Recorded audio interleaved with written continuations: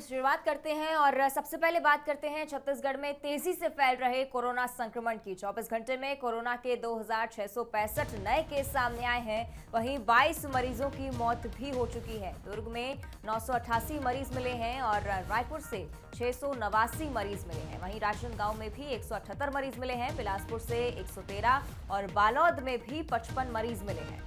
वहीं बेमेतरा में 97 मरीजों की पुष्टि हुई है। प्रदेश में एक्टिव केसेस की बात की जाए तो 15,307 एक्टिव केसेस हैं और अब तक प्रदेश में 3,34,000 से ज्यादा कोरोना पॉजिटिव मरीज मिल चुके हैं। तो पिछले 24 घंटे की बात की जाए तो 2,000 से ज्यादा केसेस मिले हैं और 22 लोगों की मौत छत्तीसगढ़ में कोरोना के चलते हुई।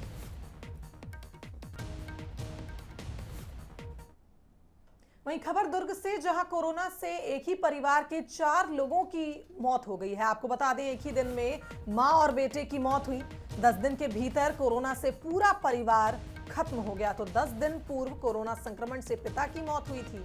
4 दिन बाद परिवार के बेटे ने दम तोड़ दिया कोरोना के चलते और कल एक मां और उनके पुत्र की भी मृत्यु हो गई कोरोना के चलते। तो भिलाई के सेक्टर 4 का ये मामला बताया जा रहा है। पिछले 24 घंटे की बात की जाए तो दुर्ग में सबसे ज्यादा 900 कोरोना केसेस की पुष्टि हुई है। तो बहुत ही दुखद खबर है कि एक ही परिवार के 4 लोगों की कोरोना के चलते मौत हो गई।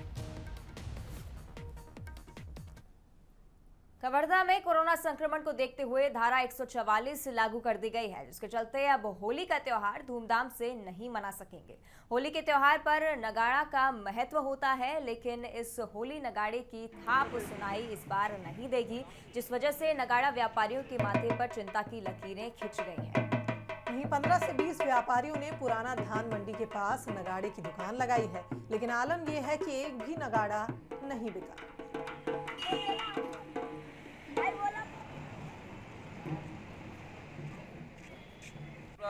गया हो गया है पूरा। अभी नगाड़ा वगाड़ा दिखते नहीं है और धारा 144 भी लग गए है। अब घर खर्चा भी कैसे चलाबो समझ नहीं आते। और नगाड़ा पूरा न टिमकी बिकत है, न नगाड़ा कुछ नहीं बिकत है। पूरा स्थिति भयंकर खराब हो गए। पूरा नगाड़ा पूरा मढ़े हमर मन के। पिछले साल तो ठीक ही रही से, पिछले साल पूरा नगाड़ा बिक गई से। इस साल तो एक को भी नहीं बिके है, यानी 2-3 जोड़ी बस बेचे हैं अभी तक से। अब पूरा नगाड़ा पूरा बचे है हमारे मन। छत्तीसगढ़ में भी कोरोना के केस लगातार बढ़ रहे हैं। बस्तर जिले में कोरोना संक्रमण को फैलने से रोकने के लिए धारा 144 लागू कराई गई। साथ ही बिना मास्क घूमने वालों पर चालानी कार्रवाई की जा रही है, लेकिन जिला अस्पताल में नियमों की धज्जियां उड़ाई जा रही हैं। इतना ही नहीं, जब बंसल न्यूज की टीम ने रियलिटी चेक किया तो लोग सोशल डिस्टेंसिंग को लेकर लापरवाह नजर आए। कोरोना को फैलने से रोकने जिला प्रशासन ने बस्तर जिले में धारा 144 लागू कर दी है और साथ ही साथ बिना मास्क और सामाजिक दूरियों का अगर पालन नहीं होता है तो ऐसी स्थिति में 500 रुपये का जुर्माना भी रखा है। और शहर में तो लगातार लापरवाहियां दिख ही रही हैं कोरोना को लेकर, जिस तरीके से लोग लापरवाह हैं। लेकिन ये अभी हम पहुंचे हैं जगदलपुर शहर के ज़िला अस्पताल में। ज़िला अस्पताल का ये आलम देखिए कि यहाँ पर दवाई वितरण कक्ष जो है उसके सामने जो लोग यहाँ खड़े हैं, किसी भी प्रकार से कोई सामाजिक दूरियों का पालन नहीं हो रहा है और ना ही किसी प्रकार से नियमों का पालन हो रहा है। जब अगर हॉस्पिटल जैसी जगह जहां पर इलाज होना चाहिए वहां पर ही अगर नियमों का पालन नहीं होगा तो ऐसी स्थिति में कोरोना को बढ़ने से किस प्रकार रोका जाएगा, ये एक बड़ा सवाल बिल्कुल कहा जा सकता है। किसी भी प्रकार से हॉस्पिटल के विभाग के कोई भी जिम्मेदार व्यक्ति यहाँ पर मौजूद नहीं है कि वो इन लोगों को समझा सके कि किसी जो सामाजिक दूरी है उसके हिसाब से यहाँ पे लोगों को खड़ा होना है। साथ ही साथ जिम्मेदार व्यक्ति अगर मौजूद नहीं है तो खुद में यहाँ पे लोगों में एक जिम्मेदारी होनी चाहिए कि सामाजिक दूरियों के साथ खड़े हों ताकि कोरोना को फैलने से रोका जा सके। यहाँ पे बहुत से लोग मौजूद हैं, किसी प्रकार से किसी के बीच भी जो दूरियां होनी चाहिए वो दूरियां पर्याप्त नहीं है। कुछ लोग मौजूद हैं, आप लोग सामाजिक दूरी का पालन नहीं कर रहे हैं, क्या लगता है कोरोना को ऐसे कैसे हरा पाएंगे? नहीं, नियम तो पालन करना ही पड़ेगा। जब हॉस्पिटल में ही नियमों का पालन नहीं हो रहा है, कोई जिम्मेदार व्यक्ति यहाँ मौजूद नहीं है, तो ऐसी स्थिति में शहर के अन्य बाजारों और जो जगह है वहाँ पर कैसे नियमों का पालन हो पाएगा? सही बात है, यहाँ ही पर नहीं हो रहा तो बाहर कैसे होगा? तो जिम्मेदार व्यक्तियों को यहाँ पे होना चाहिए ताकि नियमों का पालन हो सके। होना चाहिए। तो देखिए कि होना चाहिए बिल्कुल भी जिम्मेदार व्यक्तियों को यहाँ पे, ताकि जो नियम सरकार ने बना रखे हैं, जिला प्रशासन ने जो आदेश जारी किया है, वो आदेश जो है उसका पालन हो सके। कैमरा पर्सन महेंद्र के साथ प्रशांत गजबीय, बंसल न्यूज, जगदलपुर महारानी अस्पताल।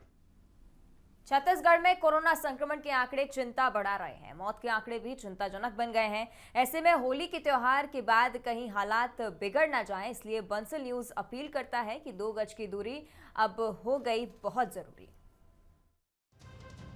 देश में एक दिन में कोविड-19 के 59,118 नए मामले सामने आने के बाद संक्रमितों का आंकड़ा बढ़कर 1,18,46,652 हो गया है।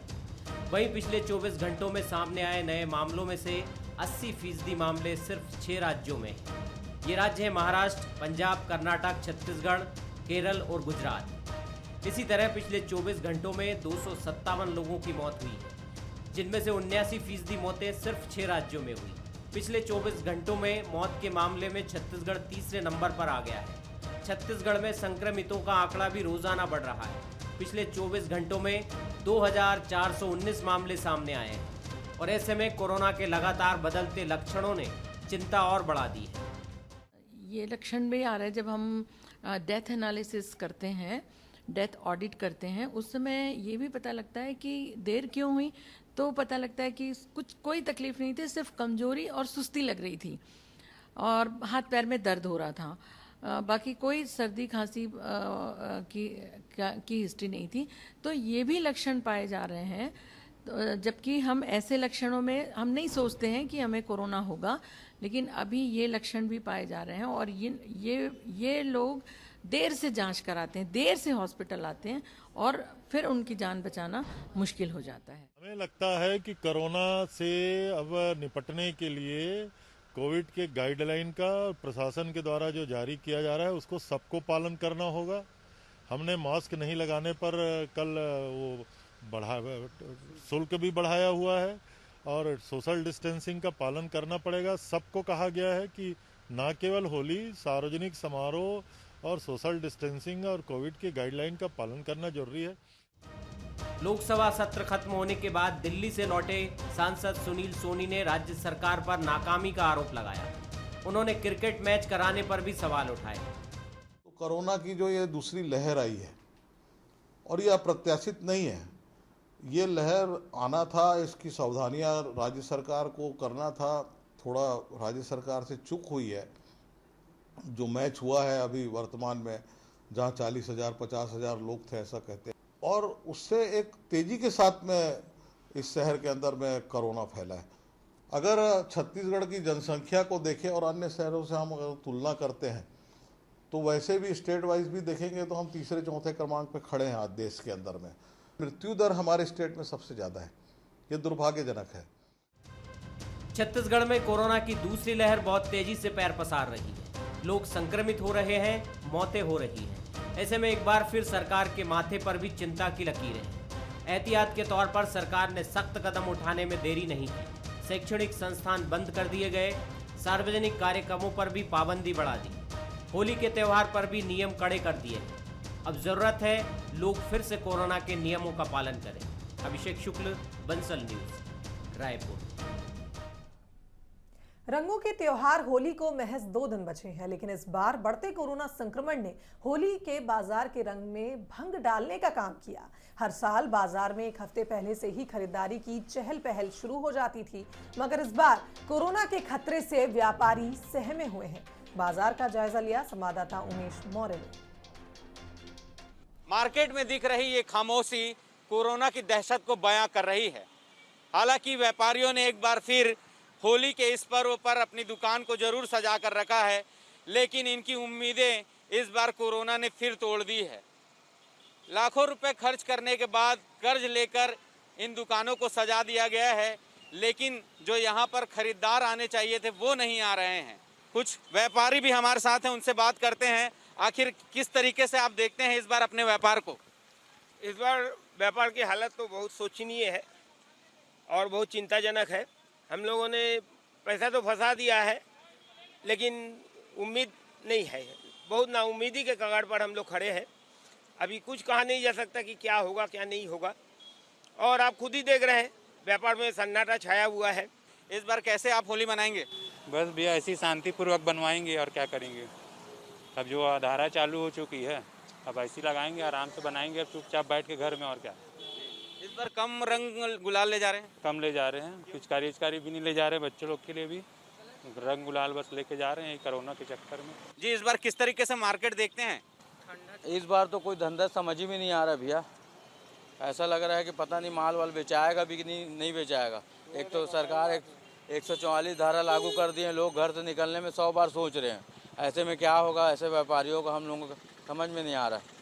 कैसे रोजी रोटी चलेगी, घर परिवार गरीब आदमी कैसे चलेगा, समझ नहीं आ पा रहा। ये माना जा रहा था कि लगातार जो कोरोना के मामले हैं वो कहीं ना कहीं कम हो रहे थे जिले में, लेकिन जिस तेजी से एक बार फिर कोरोना अपना पैर पसारना शुरू किया गया है तो उससे जो व्यापार है वो पूरी तरीके से जो होली के व्यापारी हैं उन पर सीधा असर पड़ रहा है। और यही वजह है कि मार्केट पे महज 4 दिन ही बचे हैं होली को और मार्केट पूरी तरीके से सुनसान है। कोरोना काल ये का दौरान फिर से शुरू हो गया है, तेजी से फैल रहा है। आप लोग मास्क और सैनिटाइजर का उपयोग करें और घर में रहकर सुरक्षित होली खेलें।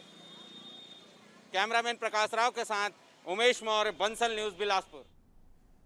अब बढ़ते संक्रमण के बीच कोरोना के नए लक्षण सामने आए हैं। बताया जा रहा है कि शरीर में कमजोरी, पीठ दर्द या कमर दर्द भी कोरोना के लक्षणों में से एक है। कोरोना की डेथ ऑडिट में ये नए लक्षण सामने आए हैं। सीएमएचओ मीरा बघेल ने अपील की है कि ऐसे लक्षण वाले भी एक बार कोरोना टेस्ट जरूर करा लें। जल्द टेस्टिंग से इलाज में मदद मिलेगी। आपको बता दें, कोरोना के नए लक्षण सामने आए हैं। अगर शरीर में कमजोरी लग रही है या कमर दर्द हो रहा है तो ये कोरोना के लक्षण हो सकते हैं और इसकी पुष्टि सीएमएचओ मीरा बघेल ने की है और अपील की है कि ऐसे लक्षण वाले भी एक बार टेस्ट जरूर कराएं।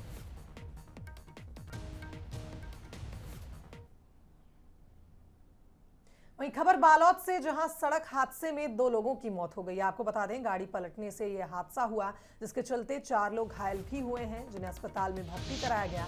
बताया जा रहा है कि घायलों को धमतरी रेफर किया गया है। जगदलपुर से एमपी जा रहे थे यात्री, तभी यह हादसा हो गया जिसमें 2 लोगों की मौके पर ही मौत हो गई।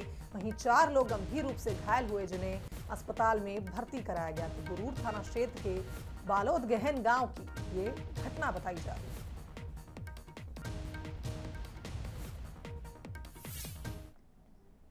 वहीं राजधानी रायपुर में एक बड़ा सड़क हादसा हो गया। ट्रेलर के पिछले हिस्से से ट्रक टकरा गया। चेसिस में फंसा जो कंडक्टर है वो 3 घंटे तक तड़पता रहा। कड़ी मेहनत के बाद उसे बाहर निकाला गया। धरसीवा पुलिस और फायर फाइटरों की मदद से कंडक्टर की जान बच पाई। NH 30 के कोल्हान नालापुरा के पास ये एक्सीडेंट हुआ। रायपुर के धरसीवा थाना इलाके की ये घटना बताई जा रही है।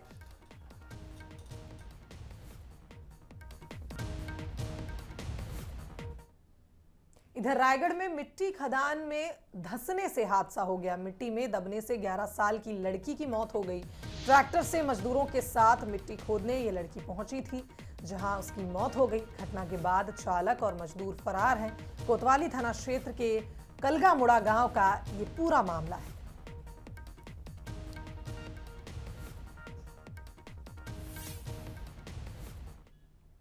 वहीं बीजापुर से मृत्यु जिला पंचायत सदस्य की हत्या की खबर मिल रही है। बुद्धराम कश्यप की नक्सलियों ने गोली मारकर हत्या कर दी। तालनार गांव में परिवार के साथ घर में बैठे थे बुद्धराम कश्यप और सूत्रों के हवाले से खबर है। इसकी आधिकारिक पुष्टि फिलहाल नहीं हो पाई है।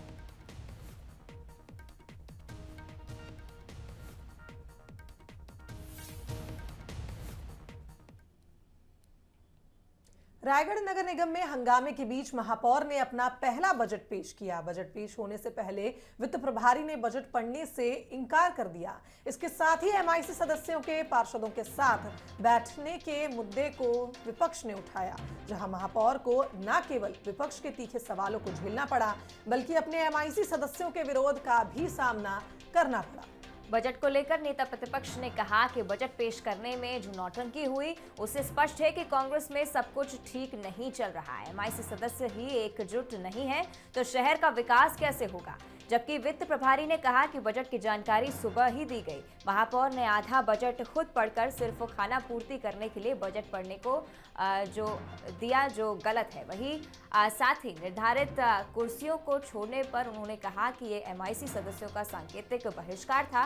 वहीं महापौर का कहना है कि शहर के समग्र विकास को लेकर योजनाएं बजट में रखी हैं।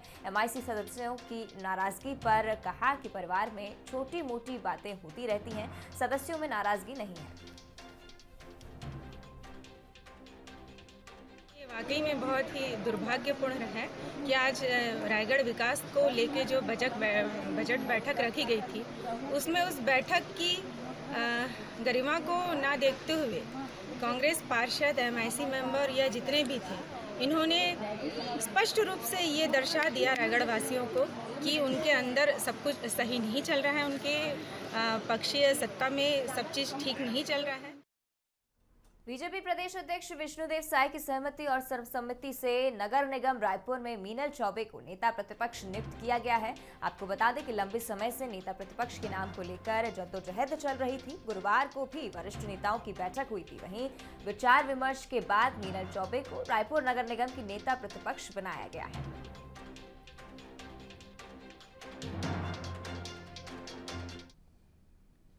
मुख्यमंत्री भूपेश बघेल ने शुक्रवार को सोनिया गांधी और प्रियंका गांधी से मुलाकात की। बैठक में भूपेश बघेल ने असम चुनाव की जानकारी दी। इसके बाद भूपेश बघेल रायपुर लौट आए और लौटते ही तिरुपति के लिए रवाना हो गए।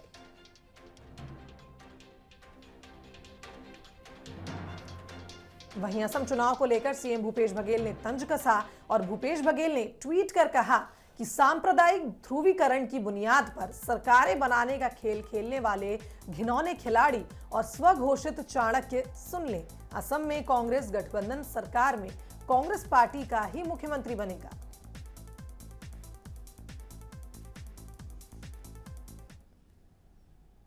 वहीं पूर्व सीएम रमन सिंह ने ट्वीट कर प्रदेश की भूपेश सरकार पर हमला बोला है। रमन सिंह ने कहा कि कांग्रेस के झूठ और छल का खेल अब असम में भी चल रहा है। इसके साथ ही ये भी कहा कि छत्तीसगढ़ में रोजगार देने के लिए फॉर्म भरवाया था, लेकिन एक भी युवा को रोजगार नहीं दिया गया। अब वही फॉर्म असम के युवाओं से भी भरवा रहे हैं।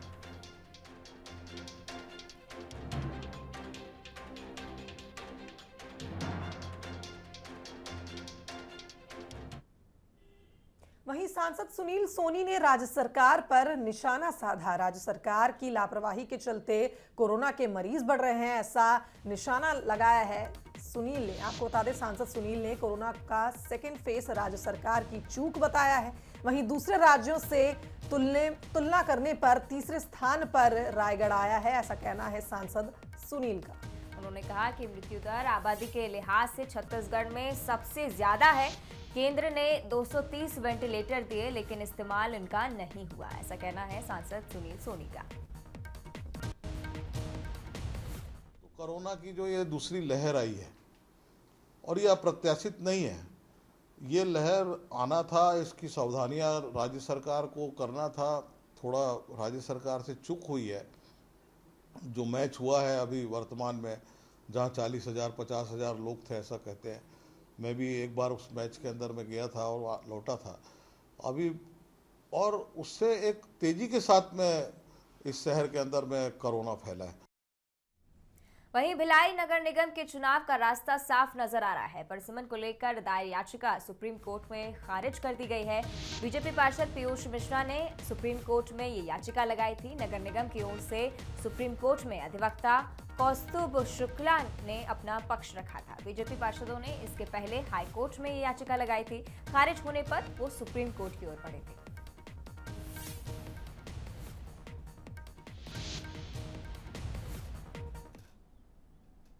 हाल ही में हुए राष्ट्रीय फिल्म पुरस्कार की घोषणा छत्तीसगढ़ के लिए भी खास रही। ऐसा पहली बार हुआ कि छत्तीसगढ़ की किसी फिल्म को राष्ट्रीय पुरस्कार मिला। भूलन द मेज फिल्म को यह पुरस्कार दिया गया। वहीं मनोज वर्मा निर्देशित ये फिल्म प्रदेश के जाने माने लेखक संजीव बख्शी के उपन्यास भूलन कांदा पर आधारित है। 2012 में प्रकाशित हुए इस उपन्यास को देश भर के साहित्य प्रेमियों की सराहना पहले ही मिल चुकी है। पंसल न्यूज ने मशहूर उपन्यास भूलन कांदा के लेखक संजीव बख्शी से खास बातचीत की। में छत्तीसगढ़ को गौरवान्वित होने का मौका था राष्ट्रीय अवार्ड मिलना। रीजनल कैटेगरी में भूलन कांदा फिल्म को अवार्ड मिला है, सम्मानित किया गया है। इस किताब को लिखा है संजीव बख्शी जी ने और इसी नॉवेल पर ये पूरी फिल्म बनी है और इसको सम्मानित किया गया है। हमारे साथ संजीव बख्शी जी खुद मौजूद हैं जिन्होंने ये किताब भूलन कांदा लिखी है और इसी पर फिल्म बनी और इस फिल्म को रीजनल कैटेगरी में अब अवार्ड भी मिला है। संजीव बख्शी जी, पहले तो बहुत बहुत बधाई आपको। धन्यवाद। भूलन कांदा क्या है, इसका मतलब थोड़ा बताइए लोगों को। ये क्या है, छत्तीसगढ़ के जंगलों में ऐसा कहा जाता है कि ये भूलन कांदा मिलता है। कहीं भूलन जड़ी बोलते हैं, कोई भूलन घास बोलते हैं। ये मिलता है और इस पे पैर पड़ जाने से लोग भटक जाते हैं, वहीं वहीं भटकते रहते हैं। कोई रास्ता नहीं दिखता, कोई आके छू देता है तो फिर रास्ता दिखने लगता है। यहाँ तक लोग बताते हैं कि एक बारात भी भटक गई थी, पूरी बारात भटक गई थी, ये भी कहते हैं। और ये लोग मिथ जैसे मानते हैं इसको, लेकिन केशकाल में एक जड़ी बूटी वाला विशेषज्ञ है, उसका कहना है कि ऐसा है भूलन कांदा। क्या इस किताब के अंदर आपने दिखाया है, क्योंकि अभी तो मैं पढ़ नहीं पाया हूँ, लेकिन क्योंकि ये भूलन कांदा फिल्म बनी, अवार्ड मिल गया, तो निश्चित रूप से सभी की जिज्ञासा है इसके अंदर क्या पढ़ने को मिलेगा। अब ये तो लोगों को पढ़कर ही जानना चाहिए, लेकिन मूल थीम लिखने का ये था कि जैसे वो भटकाव है भूलन कांदा में पैर पड़ने से, वैसा ही तो भटका हुआ सारा चीज़ है इस दुनिया में। सब लोग भटके हुए हैं, आम लोग भी भटके हुए हैं, व्यवस्था भटकी हुई है, न्याय व्यवस्था भटकी हुई है। मुख्य रूप से इन सब चीज़ को लेके मेरे दिमाग में यह आया कि एक उपन्यास लिखा जाए। फिल्म कैसे इस पे बनने का सिलसिला हुआ? क्या आपने आगे से प्रपोजल दिया या किसी ने पढ़कर इस पर फिल्म बनाने की सोची? एक फिल्म रिलीज़ के समय में मैं गया था, मनोज वर्मा जी के साथ था मैं वहाँ टॉकीज में। तो फिर मेरी उनसे बात हुई तो मैंने बात में ये बताई कि एक उपन्यास में लिख रहा हूँ भूलन कांदा, और भूलन कांदा क्या होता है ये मैंने बताया। तो बड़े वो प्रभावित हुए और बोले कि आप इसको पूरा करिए और पूरा करने के बाद मुझे दीजिए, मैं इस पर फिल्म बनाऊंगा। उसी दिन उन्होंने बोल दिया था। 2012 में जब ये किताब आई तो सबसे पहले मैं मनोज वर्मा जी को दिया।